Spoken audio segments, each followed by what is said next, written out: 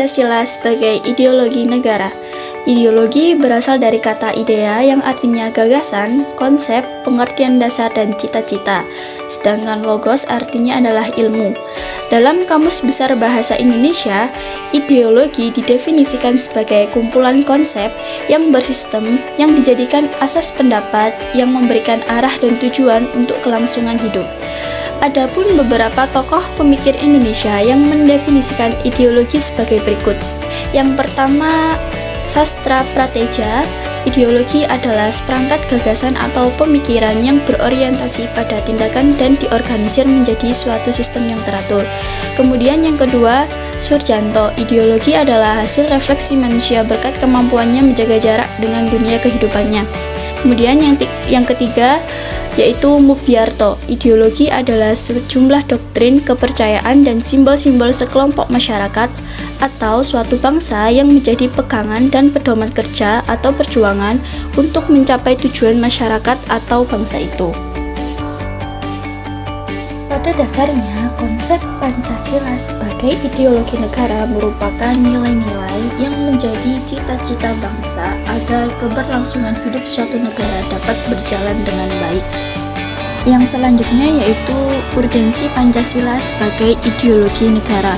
Pancasila sebagai ideologi negara menghadapi berbagai bentuk tantangan. Salah satunya yaitu globalisasi. Globalisasi merupakan era saling keterhubungan antara masyarakat suatu bangsa dengan masyarakat bangsa lain, sehingga masyarakat dunia menjadi lebih terbuka. Selain itu, Pancasila juga menghadapi tantangan dari ideologi-ideologi besar dan juga perilaku kehidupan yang menyimpang dari norma-norma masyarakat umum. Kemudian, alasan diperlukannya Pancasila sebagai ideologi negara. Yang pertama, warga negara memahami dan melaksanakan Pancasila sebagai ideologi negara. Setiap warga negara perlu memahami kedudukan Pancasila sebagai ideologi negara. Hal ini dikarenakan Pancasila menghadapi tantangan dari berbagai ideologi dunia dalam kebudayaan global. Adapun beberapa unsur yang mempengaruhi ideologi Pancasila, yaitu yang pertama unsur ateisme, yang bertentangan dengan sila pertama yaitu sila ketuhanan yang Maha Esa. Kemudian yang kedua, unsur individualisme dalam liberalisme yang bertentangan dengan sila kedua yaitu keadilan bagi seluruh rakyat Indonesia.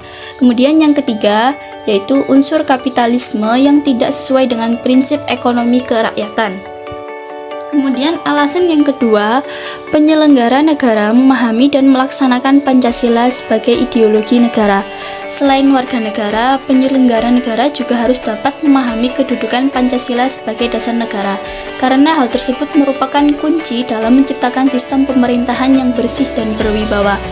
Ideologi Pancasila dijabarkan ke dalam berbagai peraturan perundang-undangan. Ada beberapa unsur penting dalam kedudukan Pancasila sebagai orientasi konstitusional yaitu A. Kesediaan untuk saling menghargai dalam keikhlasan masing-masing. B. Aktualisasi 5 sila Pancasila, artinya sila-sila dilaksanakan dalam kehidupan negara.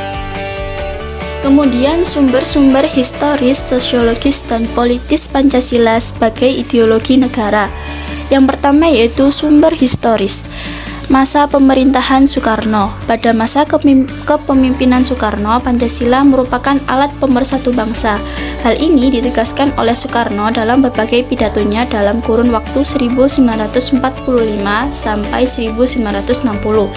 Namun, pada kurun waktu 1960 sampai 1965, Soekarno lebih mementingkan konsep Nasakom atau yang biasa disebut dengan nasionalis, komunis, dan agama sebagai landasan politik bagi bangsa Indonesia. Kemudian masa pemerintahan Soeharto. Pada masa ini, Pancasila dijadikan asas tunggal bagi organisasi politik dan organisasi kemasyarakatan. Masa ini diawali dengan dikeluarkannya TAP MPR nomor 2/1987 dengan pemasyarakatan nilai-nilai Pancasila. Dengan adanya cara-cara rezim ini membuat Pancasila memberi kesan bahwa tafsir ideologi Pancasila adalah produk rezim Orde Baru yang berkuasa pada masa itu. Kemudian masa pemerintahan Presiden Habibie. Pada masa Habibie, Resonansi Pancasila kurang bergema karena pada kepemimpinan beliau banyak terjadi masalah politis baik dalam negeri maupun di luar negeri.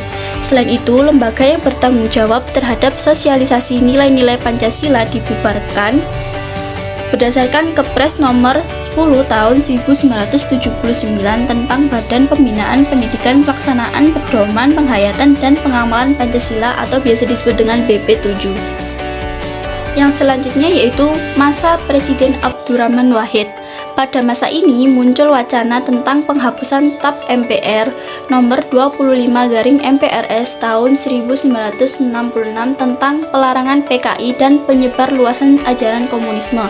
Pada masa ini lebih dominan kebebasan dalam berpendapat sehingga pemahaman terhadap ideologi Pancasila cenderung melemah. Kemudian masa Presiden Megawati. Masa kepemimpinan beliau, Pancasila semakin kehilangan formalitasnya dengan disahkannya Undang-Undang Sisdiknas nomor 20 tahun 2003 yang tidak mencantumkan pendidikan Pancasila sebagai mata pelajaran wajib di dunia pendidikan. Kemudian yang terakhir yaitu masa Presiden Susilo Bambang Yudhoyono atau biasa disebut dengan SBY. Kepemimpinan beliau berlangsung selama 2 periode. Pada masa ini, Pancasila juga tidak terlalu diperhatikan. Hal ini disebabkan belum adanya upaya untuk menjaga dan mengawal Pancasila sebagai ideologi negara. Suasana politik lebih banyak ditandai dengan pertarungan politik untuk memperebutkan kekuasaan dalam pemilu.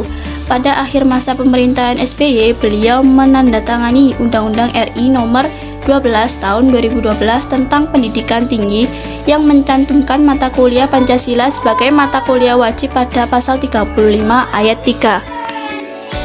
Kemudian sumber sosiologis Pancasila sebagai ideologi negara. Sila ketuhanan yang Maha Esa. Sila ini dapat ditemukan dalam kehidupan beragama masyarakat dalam berbagai macam kepercayaan. Kemudian sila kemanusiaan yang adil dan beradab. Sikap saling menghargai dan menghormati hak-hak orang lain yang selalu diterapkan oleh bangsa Indonesia.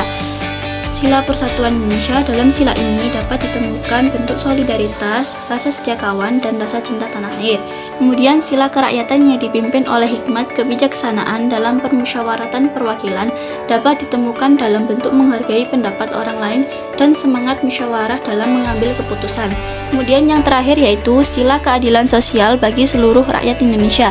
Sila ini tercermin dari sikap bangsa Indonesia yang suka menolong dan tidak berlebihan atau sederhana dalam menjalankan gaya hidup sederhana. Sila sebagai ideologi negara.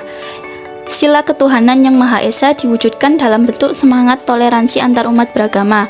Sila kemanusiaan yang adil dan beradab diwujudkan dalam penghargaan terhadap pelaksanaan hak asasi manusia di Indonesia. Sila Persatuan Indonesia diwujudkan dalam mendahulukan kepentingan bangsa dan negara daripada kepentingan kelompok atau golongan termasuk partai. Sila kerakyatan yang dipimpin oleh hikmat kebijaksanaan dalam permusyawaratan perwakilan diwujudkan dalam mendahulukan pengambilan keputusan berdasarkan musyawarah daripada voting. Kemudian yang terakhir, sila keadilan sosial bagi seluruh rakyat Indonesia diwujudkan dalam bentuk tidak menyalahgunakan kekuasaan untuk memperkaya diri atau kelompok karena penyalahgunaan kekuasaan itulah yang menjadi faktor pemicu terjadinya korupsi.